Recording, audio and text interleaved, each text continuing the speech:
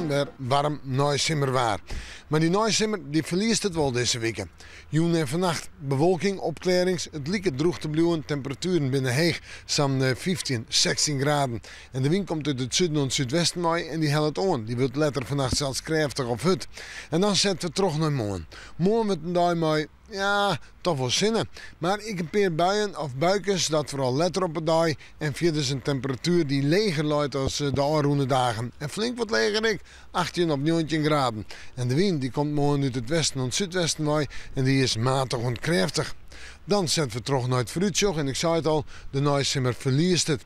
De jest komt erin. Op waasje, op tongetje en op vrijdag op waasje nog wel wat zinnen. Vooral letter op het dag weer de buien. En een temperatuur deze dagen om en bij de 16, 17 graden heen. En hoe wetter sprutsen, tongetje en vrijdag, een protte rein, een protte buien. Misschien soms wel met tonger. En de zinnen, die komt er haast of net on te pas. Ja, en dan waait het ik nog eens een keer stevig. Dus, klinkende kleren jest. Maar in het weekend kan het wel eens beter worden. We maken morgen, maar weer even in het waarsje.